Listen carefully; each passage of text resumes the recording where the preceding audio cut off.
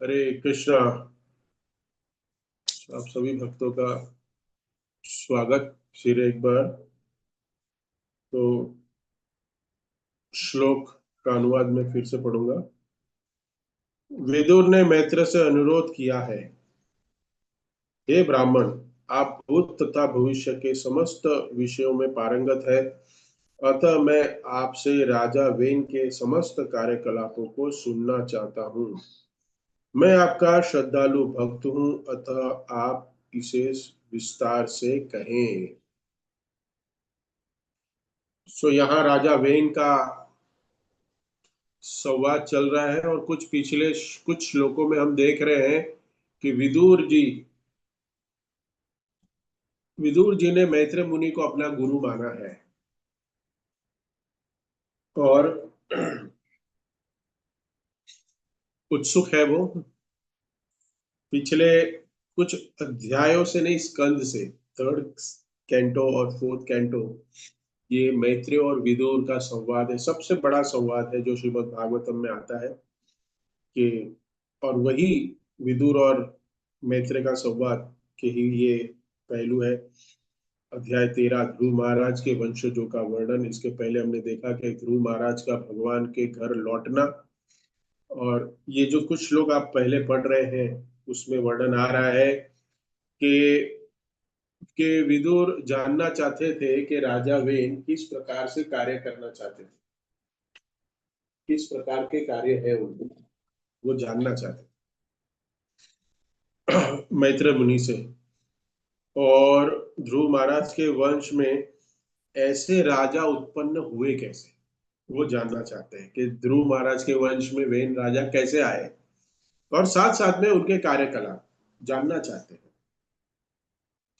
Social Prabhupada तात्पर्य में बता रहे हैं कि भगवत गीता में बताया है कि गुरु से ज्ञान प्राप्त करने के लिए सबसे पहले क्या जरूरी है। सबसे पहले यहाँ पे तात्पर्य में भी प्रभुपाद बता रहे हैं समर्पण, सरेंडर, सरेंडर हो जाना। और दूसरा गुण है उत्सुकता। तो विदुर विदुर जी के हृदय में उत्सुकता तो है, लेकिन उसके साथ ज्यादा समर्पण है। तो इसलिए अनुवाद में प्रभुपाद लिख रहे हैं कि विदुर ने मैत्री से अनुरोध किया। अनुरोध किया, पूछा नहीं, बताइए मुझे, वो जानना चाहता हूं, नहीं। ये एक पूछने की कला है, अनुरोध। तो जब हम गुरु से, भक्तों से जब जिज्ञासा करते हैं तो वो अनुरोध कहलाता है। ऐसे नहीं हमें जैसे बताइए, अब क्या हुआ, बताइए बताइए, नहीं। एक अनुरोध क्या है, एक एक एक एटिकेट है पूछने का, कि मैं ये जानना चाहता हूं कि आप बताएंगे ऐसे क्यों हुआ। अनुरोध, ये विनीत भाव, मतलब सरेंडर का भाव होना चाहिए कि मुझे आप पे पूर्ण विश्वास है, मैं आपसे ये जानने की इच्छा रखता हूं। तो यहां बताया श्रद्धा धानाय भक्ताय, मैं आपका श्रद्धालु भक्त हूं, कि मेरी श्रद्धा है आप में। तो सबसे पहला जिससे हम सुन रहे हैं उसमें हमारी श्रद्धा होनी चाहिए, जिससे हम आदेश ग्रहण कर रहे हैं उसके प्रति हमारा समर्पण होना चाहिए, जो उपदेश दे रहा है उसके प्रति श्रद्धा होना बहुत निश्चित है, आवश्यक है ये। क्योंकि यहाँ श्लोक में लिखा है श्रद्धा धानाय भक्ताय, मैं आपका श्रद्धालु भक्त हूं। कौन? विदुर जी मैत्री मुनि के। और दूसरी चीज है कि विदुर जी ने मैत्री मुनि का गुणगान किया। क्या गुणगान आ रहा है इस श्लोक में? इसमें बता रहे, हे ब्राह्मण, आप भूत तथा भविष्य के समस्त विषयों में पारंगत है। तो ये हमें समझना है कि जो गुरु है, गुरु शब्द ही कहता है बहुत बड़ा, गुरु और लघु। तो गुरु मतलब क्या है? बड़ा। तो गुरु क्या है? कि गुरु भूत और भविष्य दोनों को जानते हैं। जो भी हम कार्य करते हैं, जो शिष्य कार्य करता है वो गुरु को पता है। हमें ये नहीं सोचना है कि गुरु यहाँ पे नहीं है उपस्थित, गुरु अभी ट्रैवल कर रहे हैं, हम यहाँ बंबई में हैं, तो हम कुछ भी करें। नहीं, गुरु को सब कुछ पता है कि हम भूतकाल में कैसे थे, हमारा भविष्य क्या चल रहा है और क्या आने वाला है भविष्य में। और तात्पर्य में श्रील प्रभुपाद जो बता रहे हैं, क्या शिष्य को करना चाहिए, तो यहाँ बता रहे हैं कि शिष्य सदैव अपने गुरु से प्रश्न करता है। ये पहला लक्षण है, प्रश्न करता है। और प्रश्न करने के बाद क्या होता है, और गुरु प्रश्नों का उत्तर देता है। मतलब प्रश्न करेंगे तो उत्तर गुरु देंगे, लेकिन उत्तर देने के लिए गुरु बाध्य नहीं है। आपके प्रश्न कितने सचोट और कितने रिलेवेंट है उसके ऊपर करता है। जैसे कहे कि गुरु के पास जाए कि गुरु जी बहुत स्टॉक मार्केट 5-4 महीने से बहुत नीचे गिर रहा है, कुछ चढ़ ही नहीं रहा है, तो आप जरा बताएंगे हमें क्या करूं, मैं पैसे निकाल दूं, रखूं और इन्वेस्ट करूं, क्या होगा।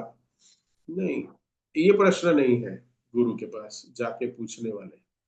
और फिर आप कहोगे नहीं, मुझे गुरु ने कोई टिप नहीं दी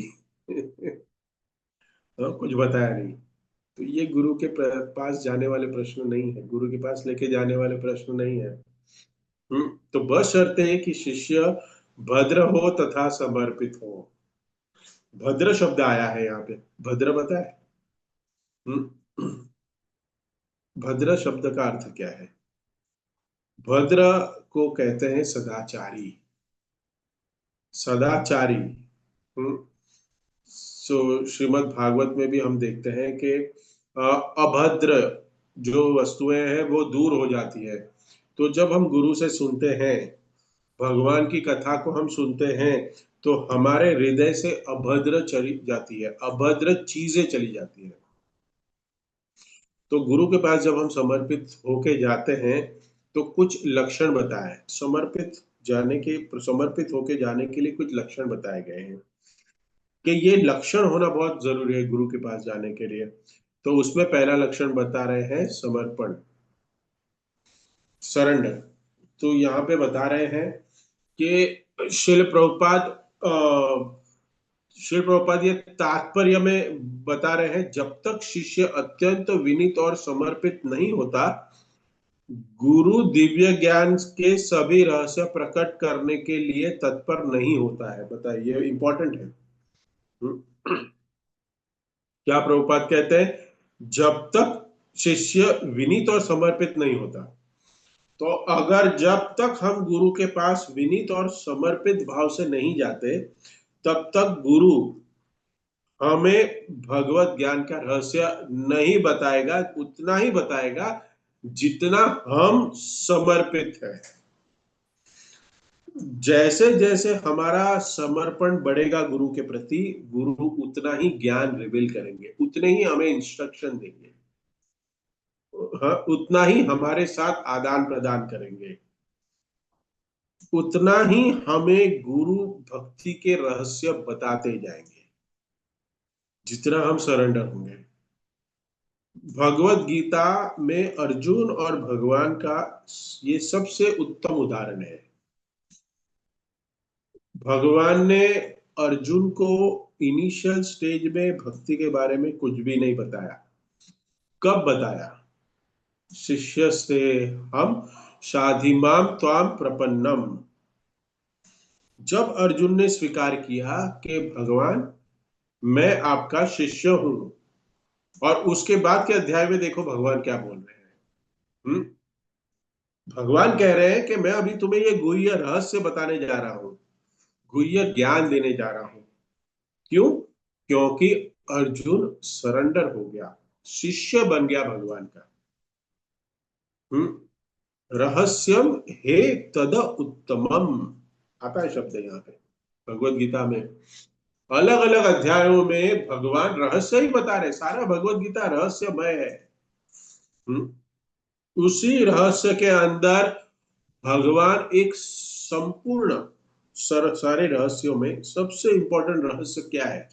एक शिष्य के लिए सबसे इम्पोर्टेंट। अर्जुन को अलग अलग रहस्य बता रहे हैं, लेकिन सबसे इंपॉर्टेंट क्या है? एक रहस्य इंपॉर्टेंट है शिष्य के लिए। वो रहस्य है, बहुत महत्वपूर्ण है, सुनिएगा ठीक से।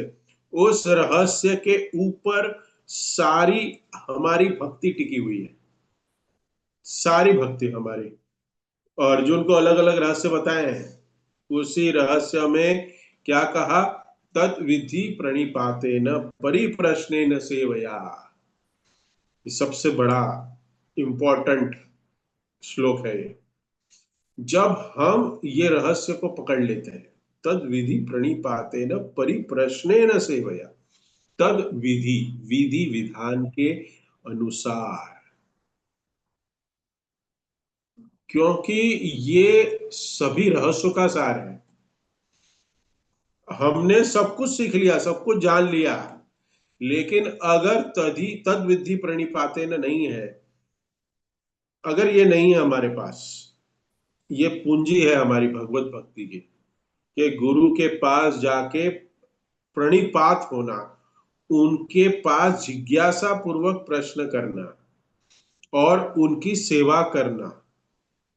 प्रणिपातेन परिप्रश्नेन सेवया, सेवा करना। तो इसलिए कभी कभी हम ऐसा सोचते हैं कि गुरु हमें उपदेश क्यों नहीं देते, क्यों ज्ञान नहीं देते। उसका कारण क्या है? क्योंकि हम समर्पण नहीं है हमारा, हम उतने समर्पित नहीं है। जितना हमारा समर्पण होता है उतना ही गुरु हमें बताते हैं, उतना ही गुरु बताएंगे। अगर आप पूर्ण रूपेण, अगर पूर्ण रूप से, पूर्ण रूपेण गुरु के प्रति समर्पण है और समर्पण होना चाहते हैं, है या है होना चाहते हैं, है ना? तो आपको गुरु पूर्ण ज्ञान दे सकते हैं, भगवत गीता का, भागवतम का, सारे वेदांत सूत्र का। इसलिए क्या बता रहे हैं यहाँ पे? दिव्य ज्ञान। तो ये हम देखते हैं, गुरु भी कहते हैं, हम रोज गुरु पूजा में गाते हैं, दिव्य ज्ञान हृदय प्रकाशित, हृदय में प्रकाशित करते हैं। ये प्रकाशित होता कैसे है? वो कैसे होता है? लेकिन वो प्रकाश होने के लिए क्या करना पड़ता है? करना क्या पड़ता है? प्रश्न उठता ही है कि हृदय, दिव्य ज्ञान हृदय प्रकाशित। लेकिन क्या बताया गया है? क्या बताया गया है कि हमारे गुरु हमारे हृदय में ज्ञान को प्रकाशित करते हैं, लेकिन कैसे? लेकिन कैसे होगा और हमें क्या करना पड़ेगा, वो भी पता होना चाहिए। हमें क्या करना पड़ेगा? प्रभुपाद जी ये बता रहे हैं तात्पर्य में हमें क्या करना है। पहली चीज समर्पण, दूसरा उत्सुकता, और तीसरी सेवा। समर्पण, उत्सुकता और सेवा। Service attitude we have to develop. उत्सुकता मतलब एंथुजियाज्म, उत्सुक, कुछ जानने के लिए इच्छा, करने के लिए हमारी इच्छा। और समर्पण मतलब आई एम 100% योर्स। आप जो चाहे भगवान गुरु हमसे करा लीजिए। आई एम योर दास। गिर जाना उनके चरणों पे, सरेंडर होना, अपनी बुद्धि को साइड में रखना, अपने विचार को साइड में रखना, मुझे क्या लगता है वो साइड में रखना। जैसे गुरु और भगवान कह रहे हैं, क्योंकि भगवान ही कह रहे हैं, क्योंकि भगवान के प्रतिनिधि गुरु है, आगे आएगा। तो गुरु से सुनना, श्रवण करना, ये बहुत इंपॉर्टेंट है। एक्चुअली देखने जाए तो हम जो भी समस्या भक्ति में अनुभव कर रहे हैं, उसका मुख्य कारण श्रवण की कमी है। श्रवण, जो भी भक्त पूर्ण मात्रा में या जितना आवश्यक श्रवण है वो नहीं करता, जितना श्रवण की जरूरत है उतना अगर नहीं करता, तो वो अलग अलग भक्ति में अवरोध को फेस करेगा। श्रवण की महिमा बहुत इंपॉर्टेंट है। ये सरेंडर, समर्पण, उत्सुकता और सेवा करने के लिए हियरिंग इज मोस्ट इंपॉर्टेंट। सुनना। ऐसे ही नवविधा भक्ति जो हम कहते हैं ना, नवविधा भक्ति, उस नवविधा भक्ति में सबसे पहले श्रवण को महात्म्य क्यों दिया है? सबसे पहला शब्द श्रवण है। श्रवणम कीर्तनम विष्णु स्मरणम। उसके पहले क्या है? सबसे पहले श्रवण। जिस व्यक्ति का श्रवण अच्छा है वो कीर्तन अच्छे से कर सकता है। कीर्तन मतलब सिर्फ भजन नहीं है, प्रचार नहीं है। कीर्तन का अर्थ सेवा भी आती है, सेवा करना। लेकिन हम सेवा करते हैं तो हमें प्रॉब्लम्स होती है भक्तों के साथ। क्यों? क्योंकि हमने मूल विधि को छोड़ दिया है। जो विधि बताई है शास्त्रों को, शास्त्रों में जो हमें विधि बताई है, शास्त्रों में जो हमें विधि बताई है, क्या बताई है? कि हमें श्रवण करना है हर रोज, नित्यम भागवत सेवया। हम जो आप भागवत, आप तो महान भक्त हैं सब लोग, आप लोग नित्यम भागवत का श्रवण कर रहे हैं, लेकिन ये श्रवण अटेंटिव करिए, मल्टीटास्किंग मत करिए। अगर आपने मल्टीटास्किंग किया तो आपको सालों साल करने के बाद, ये भागवतम का 12वां कैंटो आ जाने के बाद भी भगवत भक्ति और उसके साथ साथ अपने जीवन में जो परिवर्तन चाहिए वो नहीं मिलेगा। No multitasking. हाँ, कभी कभी कोई प्रॉब्लम है तो मल्टीटास्किंग कर सकते हैं। बेटर है कि हम करें। अपने प्रभु जी ने बताया मल्टीटास्किंग नहीं करना है, हमें सिर्फ श्रवण ही करना है। तो अभी मेरे पास समय नहीं है तो मैं नहीं करूंगी, नहीं। हमें प्रयास करना चाहिए कि हम आज नहीं तो कल सिर्फ एक यही कार्य कर पाए। क्या? श्रवण। श्रवण करते वक्त और कुछ नहीं। हर एक भक्त को, जितने भी भक्त जुड़े हैं सबके घर में भागवतम होगी। कम से कम वो भागवतम पे हाथ रखे, उस भागवतम को हम खोलें कि आज का क्या श्लोक है, और उस श्लोक को साथ साथ में दोहराए, म्यूट रख के, लेकिन सामने भागवतम को रखें, पढ़ें।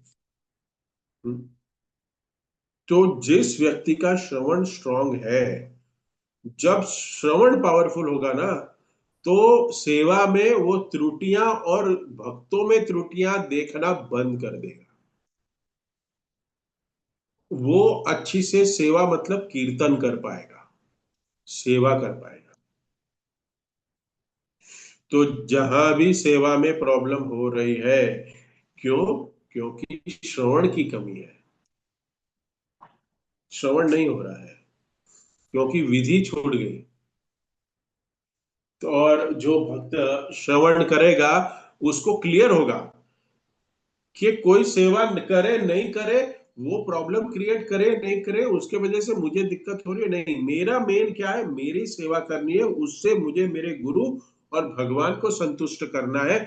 मैं अपने गोल पे स्थित हूं, मैं भगवान का दास हूं, मुझे भगवत धाम वापस जाना है। कुछ दूसरे लोग के कुछ प्रॉब्लम के वजह से वो अपनी सेवा को नहीं छोड़ता है। उसको कोई मतलब नहीं होता है वो करे नहीं करे, कैसे करे, नहीं। वो अपना उद्देश्य चाहता है, अपनी सेवा में पूर्ण समर्पण होके वो करना चाहता है। क्यों? क्योंकि उसका श्रवण क्लियर है। वो सेवा को सेवा देखता है, वो सेवा को काम नहीं देखता, जॉब नहीं देखता, ड्यूटी नहीं देखता। वो खुद अपनी सेवा, भगवान की सेवा, गुरु की सेवा करेगा। इसलिए गुरु से सुनना, श्रवण करना बहुत आवश्यक है, बहुत जरूरी है। और आगे आ रहा है कि दूसरी चीज जो है कि गुरु से सुनने के लिए, श्रवण करने के लिए क्या क्वालिफिकेशन चाहिए? क्वालिफिकेशन भी तो योग्यता होनी चाहिए ना श्रवण करने के लिए। क्या चाहिए? इसमें उत्सुकता आ रही है, उत्सुकता। नहीं, सुनना है। हाँ, 8 बज गए, हाँ चलो चलो 8 बजे के पहले ज्वाइन हो जाए।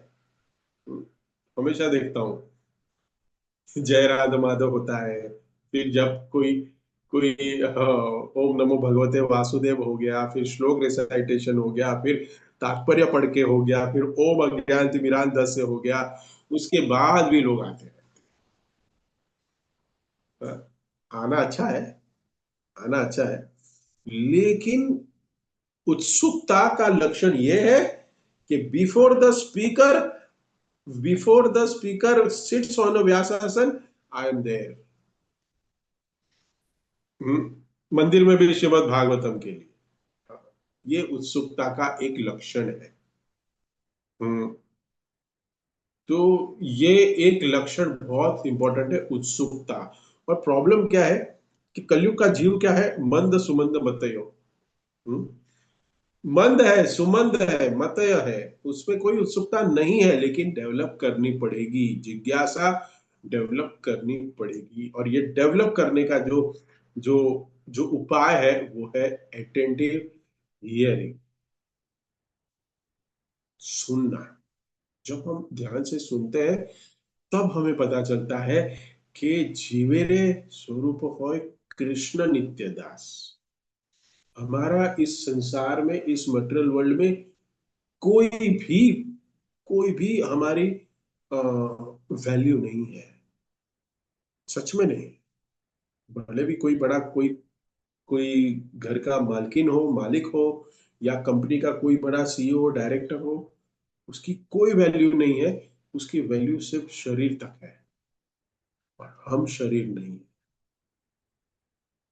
हम शरीर नहीं है, हम है आत्मा। तो हमें जिज्ञासा को डेवलप करना पड़ेगा, गुरु से प्रश्न करने पड़ेंगे कि ऐसे क्या लिखा है, ये आख्यान में क्या है, आपने प्रवचन में जो बताया ऐसा क्यों है, वो जिज्ञासा है। ऐसे नहीं प्रभु जी अटेंडेंस लगा रहे, समय काटने के लिए बैठे हैं सुबह। 40 मिनट हो जाएगा, 45 मिनट हो जाएगा, 9 बजे प्रभु जी हरे कृष्णा महाप्रसाद गोविंद। नहीं, नहीं, ऐसी उत्सुकता नहीं चाहिए। उत्सुकता मतलब जो हम सुन रहे हैं उसमें आपकी जिज्ञासा कितना बनी, हमने जो आज सुना उसके ऊपर हमने इंप्लीमेंट कितना किया, किया कि नहीं किया। नहीं किया, खत्म। कोई कोई भी उसका लाभ नहीं है। इसलिए विदुर जी को जब बताया मैत्री मुनि ने, ये सब वर्णन किया, तो विदुर जी ने उत्सुकता और बताई। मुझे वेन राजा के बारे में सब जानना है, आप ऐसे नहीं जा सकते, मुझे पूरा डिटेल में जानना है, आगे क्या हुआ, विस्तार से बताइए कि ये ध्रुव महाराज के वंशज में कैसे आए, और उन्होंने कैसे राज्य किया, कैसे भगवत धाम जाएंगे, क्या करेंगे, प्रभु जी बताइए, यही जन्म मुझे लास्ट चाहिए, इसके बाद मुझे जन्म नहीं चाहिए। गुरु को पास जाके प्रश्न करे, प्रभुपाद के पास जाके प्रश्न करे कि ये लास्ट जन्म हो मेरा। बर्थडे में हम बोलते हैं ना, आशीर्वाद देते हैं कि आपको कृष्ण प्रेम मिले, आपको इसी जन्म में भगवत भक्ति प्राप्त हो और आप भगवत धाम चले जाए। आशीर्वाद तो दे रहे सब लोग, विशेष तो दे रहे, लेकिन क्या हमारा ऐसा आचरण है? गुरु के पास तो कैपेसिटी है वो आपको भगवत धाम लेके जाने का, लेके जाएंगे, लेकिन क्या हमारी जाने की तैयारी है? सच में जाना है? पता नहीं प्रभु जी। इसलिए समर्पण, उत्सुकता और सेवा, जो प्रभुपाद, बहुत छोटा सा तात्पर्य है ये। हाँ, कितने लाइन है, 8 लाइन है सिर्फ, 8 लाइन से प्रभुपाद का तात्पर्य है। लेकिन उसमें जो लास्ट का वाक्य है, विधि में समर्पण, उत्सुकता तथा सेवा सम्मिलित होनी चाहिए। ये तीनों वस्तुएं गुरु, ये शिष्य के लक्षण बताए हैं, ये 3 योग्यता बताई है एक शिष्य के लिए। अगर ये 3 योग्यता नहीं है हमारे अंदर, तो हम भक्ति में तीव्रता से प्रगति नहीं कर पाएंगे। हाँ, 1 जन्म, 2 जन्म, 3 जन्म, 4 जन्म, ऐसे बिलियंस ऑफ बर्थ लेंगे और शायद भक्ति मिल जाएगी। लेकिन जो हमारा है ना goal goal motto, to going back home to God in this lifetime only, बहुत मुश्किल है। धीरे धीरे जाएंगे, एलिवेट होगा, लेकिन तीव्रता से प्रगति करनी है भक्ति में, तो ये 3 गुण हमें अपनाने पड़ेंगे, आवश्यक है।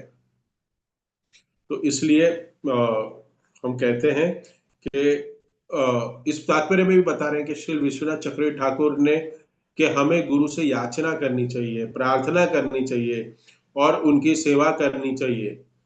और जैसे हम गुरुवाष्टकम गाते हैं, गुरुवाष्टकम में हम क्या गाते हैं कि शिष्य को 3 बार गुरु को नमन करना चाहिए, नमस्कार 3 बार।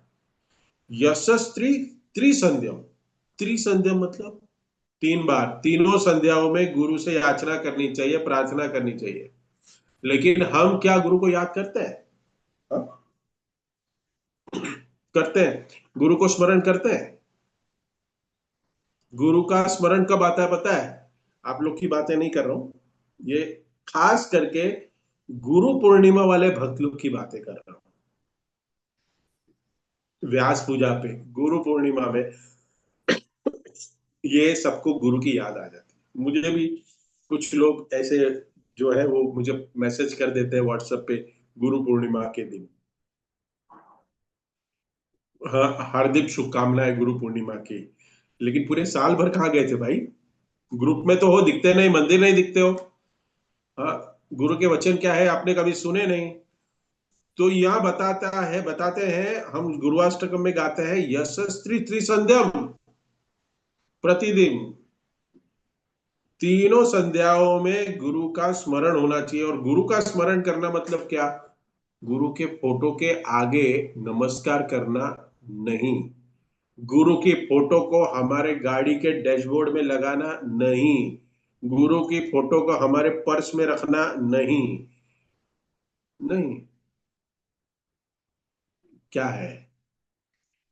गुरु को स्मरण करने का मतलब, गुरु के स्मरण करने का अर्थ है कि जो गुरु के आदेश है, जो उपदेश है, उसका मनन करना।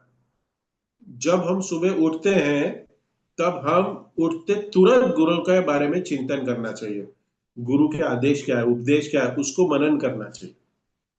उसी प्रकार दोपहर को जब समय बीतता है, फिर एक बार याद करें। क्या याद करें? गुरु के चेहरे को नहीं, गुरु के आदेशों को, गुरु के निर्देशन को याद करें। हुँ? और फिर सोते समय भी करें। गुरु के आदेश उपदेश का मनन करना चाहिए। तो इस प्रकार से जब हम हमारे चित्त में हम गुरु की सेवा भाव को, ये हमारे चित्त में गुरु के सेवा भाव चलता रहेगा। अगर गुरु के प्रति सेवा भाव नहीं है तो क्या होगा? और कुछ चलेगा हमारे हृदय में। इसके लिए एक शिष्य को दिन में प्रतिदिन 3 बार गुरु का स्मरण करना अनिवार्य है, यशस्त्र संध्या, तीनों संध्याओं में। लेकिन जब हमारी दीक्षा हो जाती है गुरु से, तो शिष्य कहीं है, गुरु कहीं है, कोई पता नहीं क्या संबंध, ऐसे नहीं है। खास करके इस्कॉन में ऐसा नहीं है। ये बहुत शिष्य और गुरु का प्रगाढ़ संबंध है। और जब हम हमारा गुरु से संबंध स्थापित होता है, इसका अर्थ क्या है?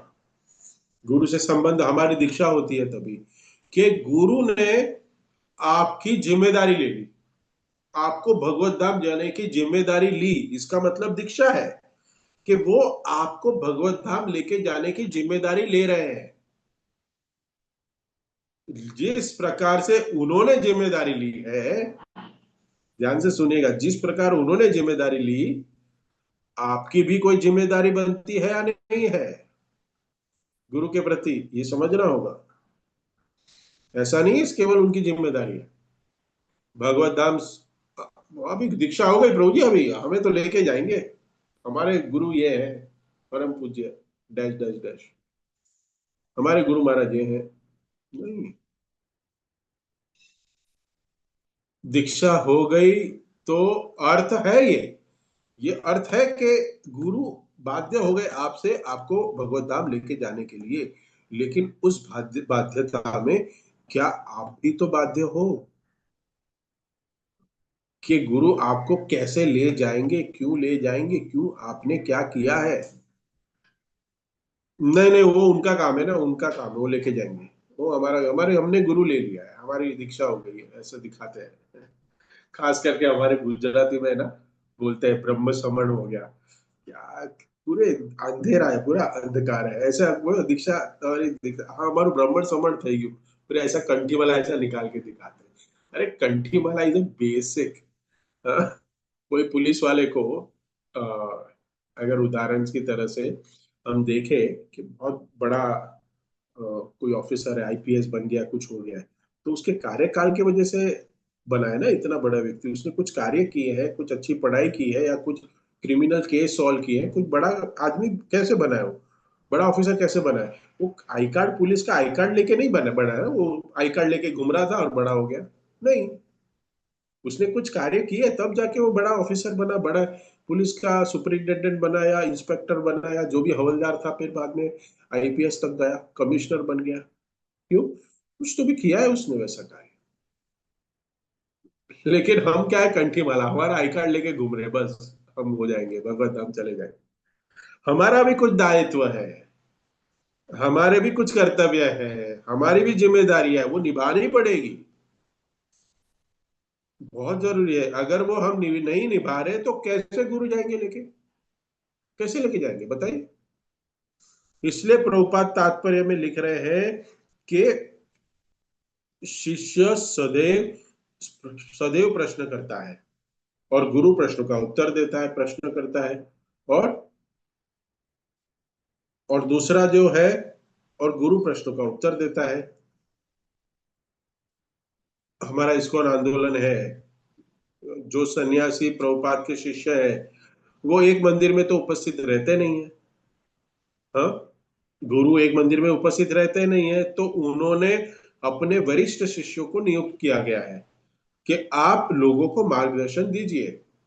तो ऐसे वरिष्ठ शिष्यों, हमारे गुरु के जो वरिष्ठ शिष्य हमें मार्गदर्शन दे रहे हैं, हमें बताते हैं कि ये नियमों का पालन करेंगे, ये विधि का पालन करेंगे, तो आप तीव्रता से भक्ति कर सकते हैं और प्रगति भी कर सकते हैं, और अंततः गत्वा आप भगवान के धाम चले जाएंगे। लेकिन प्रॉब्लम क्या है?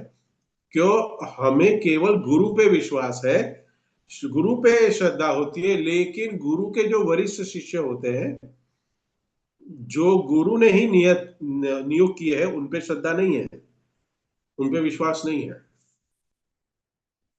मैं एक बार बहुत ही वरिष्ठ हमारे मंदिर के एक भक्त से पूछ रहा था कि जो हम चर्चा भी कर रहे थे कि भक्ति में, भक्ति के लिए बहुत जरूरी है समर्पण भाव, गुरु शिष्य के बीच का संबंध बहुत जरूरी है। तो जैसे अभी मैं चर्चा कर रहा था कि गुरु का कर्तव्य है कि वो शिष्य को लेके जाए क्या, भगवत धाम, गुरु का ये कर्तव्य है। जब दीक्षा ग्रहण करते हैं, गुरु हमें लेके जाने के लिए बाध्य नहीं है, लेकिन वो जाने लेके जाने जाने वाले हैं, इसके लिए हम दीक्षा लेते हैं। लेकिन अगर हम कहें, इस पे बहुत बड़ा एस्ट्रिक मार्क है। वो भक्त बता रहे थे कि ये गुरु और शिष्य, तो शिष्य का क्या कर्तव्य है कि गुरु के आदेशों का पालन करें एज इट इज। अगर उस गुरु ने आदेश जो दिए हैं, जो हमें स्टैंडर्ड आदेश क्या है हमारे इस्कॉन के, 4 नियमों का पालन करें, करेक्ट, हर रोज कम से कम 16 माला जप करें, और वो जप जितना हो सके उतना ब्रह्म मुहूर्त में करने का प्रयत्न करें, कम से कम रोज 1 घंटा हियरिंग करें और 1 घंटा रीडिंग करें। अगर ये और उसके साथ साथ मंदिर में वीक में एक बार मंदिर में जाएं, सेवा करें, भक्तों का संग लें, और फेस्टिवल में सेवा करें। फेस्टिवल को मोर एलिब्रेटली कैसे अच्छे से सेलिब्रेट कर सकते हैं, उसके लिए अपना सहाय करें। ये स्टैंडर्ड इंस्ट्रक्शन है। अगर कोई भक्त, कोई शिष्य इसको फॉलो करता है, तभी वो शिष्य कहलाता है। भले दीक्षा हो रही है, लेकिन वो शिष्य नहीं है। कभी कभी कहते हैं मंदिर में दिखते नहीं है और कुछ नहीं, लेकिन we I am a disciple of dash dash dash, disciple, लेकिन आप तो सेवा और वो स्टैंडर्ड के हिसाब से आप नहीं कर रहे हो, तो क्या होगा? तो उस समय गुरु बाध्य नहीं है, क्योंकि आपने अपना शिष्यत्व छोड़ दिया है। क्योंकि आप इंस्ट्रक्शन को एज इट इज फॉलो नहीं कर रहे हो, तो आपका शिष्यत्व, आपका आपका जो जो लाइसेंस है वो रद्द हो गया है। क्योंकि आप गाड़ी बार बार ठोक हिसाब से गाड़ी नहीं चलाते, आप सिग्नल बार बार तोड़ते हो, आप बहुत सारे नियमों का उल्लंघन करते हो, तो आपका लाइसेंस छीन लिया जाता है। वैसे ही गुरु और शिष्य का जो संबंध है उसमें एक एक दरार, मतलब ये टूट जाता है अगर शिष्य उसको ठीक से फॉलो नहीं करता इंस्ट्रक्शन को। तो गुरु बाध्य नहीं है, गुरु की कोई रिस्पॉन्सिबिलिटी नहीं है आपको भगवत धाम लेके जाइए। लेकिन हम क्या कहते हैं, गुरु अवेलेबल नहीं है। जैसे मैं कह रहा था, गुरु पूरा परिभ्रमण कर रहे हैं पूरे जगत में, तो उन्होंने जो रिप्रेजेंटेटिव हमें दिए हैं, जो इस्कॉन में खास करके काउंसिलर और काउंसिली सिस्टम है, ये जो सिस्टम है ना, वो भक्तों को संग में रखने के लिए बनाई गई है।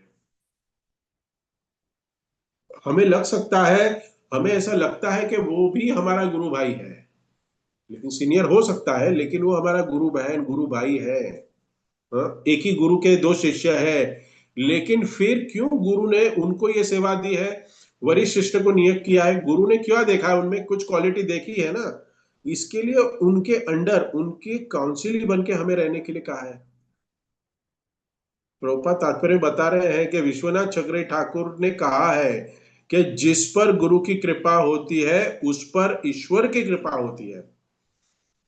कह रहे हैं यहाँ पे विश्वनाथ चक्रवर्ती ठाकुर, उसका मतलब क्या है कि ईश्वर की कृपा कैसे मिलेगी, गुरु की कृपा कैसे मिलेगी? तो ये जो यहाँ पे बता रहे हैं विश्वनाथ चक्रवर्ती ठाकुर, एक लाइन में बता रहे हैं कि जिस पर गुरु की कृपा होती है उस पर ईश्वर की कृपा होती है। इसका अर्थ क्या है? इसका अर्थ है कि गुरु की कृपा प्राप्त करना अनिवार्य और है क्या, गुरु की कृपा है क्या, ये समझना पड़ेगा पहले हमें। गुरु ने कृपा दे दी, क्या महागार्लन दे दिया हमें, गुरु का हमें उच्छिष्ट मिल गया। हाँ, गुरु ने हमें रूम में बुला के पूछा कैसे हो आप लोग, हाउ आर यू,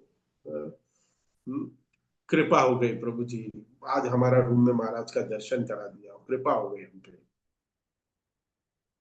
हाँ, महाप्रसाद मिल गया है। अरे मैंने बहुत देखे हैं कि गुरु की कृपा को हम अलग अलग तराजू में नापते हैं, लेकिन गुरु की कृपा डांटना भी हो सकता है, आपको करेक्ट करना भी हो सकता है। जैसे बहुत ही प्रसिद्ध है, खास करके कुछ भक्त लोग ग्रुप से जुड़े हुए हैं हमारे, उनके लिए कह रहा हूं अगर वो है तो। क्योंकि प्रभुपाद लीलामृत हम हर रोज शाम को पढ़ते हैं अलग सेशन में, और वहां पे हम देखते हैं कि प्रभुपाद बहुत ही अपने शिष्यों को डांटते थे। हाँ, कुछ अरेंजमेंट ठीक से नहीं हुई, प्रसाद नहीं ठीक से मिला, हाँ, तो वो डांटते थे शिष्यों को। परफेक्ट, प्रभुपाद बहुत परफेक्शनिस्ट थे, प्रभुपाद को सब चीजें बहुत सही तरीके से लगती थी। तो तो एक एक एक लेक्चर में सुन रहा था, उसमें आता है, एक भक्त बताते हैं, प्रभु पादेर दाल एंड प्रभु पादेर गाल। प्रभुपाद जी की दाल मतलब महाप्रसाद, और उनकी गाल मतलब उनकी गाली, ये बहुत फेमस है। प्रभुपाद बहुत डांटे थे, भक्ति सिद्धांत सरस्वती ठाकुर भी डांटते थे। तो इसलिए गुरु की कृपा को समझना बहुत आवश्यक है कि गुरु की वास्तविक कृपा क्या है। गुरु भी हम कभी कभी डांट भी सकते हैं, हाँ, महाप्रसाद भी दे सकते हैं, लेकिन अंत तो गुरु हमारी सेवा से संतुष्ट होने चाहिए। जो भी हम भगवान की सेवा कर रहे हैं, वैष्णव की सेवा करने का प्रयास कर रहे हैं, जो भी इस आंदोलन में कार्य कर रहे हैं, उस आंदोलन में कार्य करके हमारे गुरु संतुष्ट होने चाहिए, हमारे प्रतिनिधि प्रसन्न होने चाहिए। अगर नहीं है तो ईश्वर की कृपा नहीं मिलेगी। लिख रखिए ये, यही फॉर्मूला है। यस्य प्रसादात् भगवत प्रसादो, यस्या प्रसाद नगति कुतोपि। ये सिद्धांत है। ये गुरुवाष्टकम है ना, ये गुरुवाष्टकम में पूरा शिष्य के लक्षण आ जाते हैं। शिष्य के लिए बहुत इंपॉर्टेंट है, इसलिए हर रोज सुबह मंगल आरती में हमें गाने के लिए प्रभुपाद ने कहा है कि वैष्णव की कृपा चाहिए, गुरु की कृपा चाहिए। जो भी भक्त सेवा कर रहे हैं उस सेवा से वैष्णव और गुरु प्रसन्न होने चाहिए। प्रसन्न मतलब क्या पता है? प्रसन्नता मतलब उनका मनोभाव समझ के सेवा करना। वॉट ही वॉन्ट्स, हमारे गुरु को कैसी सेवा करेंगे तो प्रसन्न हो जाएंगे, उनकी क्या इच्छा है, क्या करना चाहिए, क्या इच्छा है।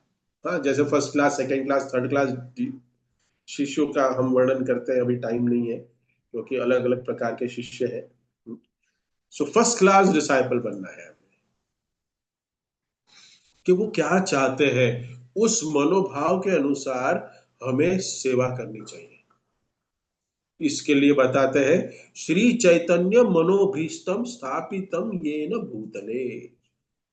श्री चैतन्य मनोभीष्टम, ये रूप गोस्वामी के लिए आया है। हम गाते हैं, हम मंगलाचरण में ये इसको रिसाइट करते हैं, श्री चैतन्य मनोभीष्टम।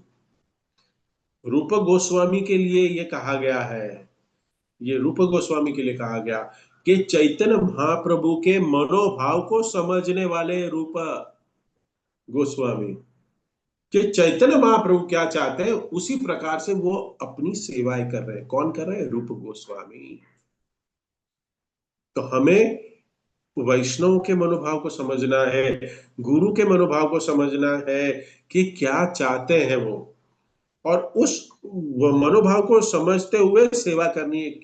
और ये बहुत इंपॉर्टेंट है कि सेवा करते करते हम गुरु को प्रसन्न करेंगे, और जब गुरु प्रसन्न होंगे तभी भगवान श्री कृष्ण प्रसन्न होंगे, और जब भगवान प्रसन्न होंगे तब हमें भगवत धाम जाने के लिए हम क्वालिफाइड होंगे। भगवत धाम जाने के लिए हमें भगवत धाम की कोई टिकट मिल जाएगी हमें लेके जाने के लिए। बहुत जरूरी है ये, और बहुत सिंपल है हमारा प्रोसेस। क्या गुरु को प्रसन्न कैसे करें, जैसे पहले पहले भी मैंने बताया, सिंपल प्रोसेस है, लेकिन ये सिंपल प्रोसेस जो है वो हमें बहुत ही डिफिकल्ट लगता है। चार नियमों का पालन करें, बहुत सिंपल है। क्या है इसमें? हाँ? कम से कम 16 माला करें, क्या इसमें प्रभु जी 2 घंटे लगते हैं? मुझे गए हफ्ते में एक व्यक्ति पूछ रहा था, नहीं कल ही पूछ रहे थे, एक व्यक्ति, ये आप लोग 16 माला करते हो तो कितना टाइम लगता है? मैंने बोला 2 सवा 2 घंटा लग जाता है। बोला 2 सवा 2 घंटा? बोला है हमारे पास टाइम, उतना तो है मेरे पास टाइम, लेकिन उनको क्या लगता है इतना टाइम कैसे निकलेगा। हम्म? जब करना है, शास्त्रों को पढ़ना है, शास्त्रों को सुनना है, सेवा करनी है, ये सब सिंपल प्रोसेस को अगर हम करेंगे तो क्या प्रभुपाद भी प्रसन्न है, हमारे गुरु भी प्रसन्न है, और हमारे जो वरिष्ठ गुरु भाई हैं, गुरु बहन हैं, जिनके अंडर हमें गुरु ने कहा है कि इनके आप इसके इनके प्रतिनिधित्व में रह के आप भक्ति करिए, सेवा करिए। तो सिंपल है। व्हाट वी वांट, पूरे इस्कॉन का, हमारे गुरु का, श्रील प्रभुपाद का सिर्फ एक ही मिशन है। He wanted us to distribute the love of godhead. ये जो जो प्रेम है, भक्ति का जो प्रेम है, वो सभी को हम प्रचार करें, और खुद के साथ साथ जन्म सार्थक करी कर परोपकार, हमारा जन्म सार्थक करके दूसरों के ऊपर उपकार करके उनको भी भगवत धाम ले जाने के लिए प्रेरणा, प्रेरित करें। यही चाहते हैं हमारे गुरु, हमारे प्रतिनिधि जो। और वही है कि यहाँ पे जो विदुर और मैत्रेय मुनि के संवाद में, यहाँ जो गुरु और शिष्य का जो प्रभुपाद ने बहुत ही सुंदर छोटे से तात्पर्य में बताया कि शिष्य को सबसे पहले समर्पण होना पड़ेगा, सरेंडर, फिर उसके बाद उत्सुकता होनी चाहिए भक्ति करने की, सबसे पहले तो उत्सुकता, हाँ एंथुजियाज्म होना चाहिए, मुझे चाहिए, हाँ करनी है, इसलिए मैं आया हूँ इस्कॉन में। हाँ, प्रसाद खाना मेरा सेकेंडरी गोल है। और उसके बाद मैं क्या करूंगा, मैं सेवाएं करूंगा, सेवा करूंगा, सर्विस करूंगा। और सेवा करने के लिए जो फिर मैंने कहा कि reading is most important, hearing is most important, क्योंकि सेवा करते वक्त आपको लगेगा त्रुटियां है, लेकिन उस त्रुटियां को हमें देखना नहीं है, अ, हमारी त्रुटियों के प्रति देखना है। तो इसी के साथ इस सेशन को यहाँ विराम देते हैं। किसी का कोई प्रश्न है, टिप्पणी है, कमेंट्स है, करेक्शन है, तो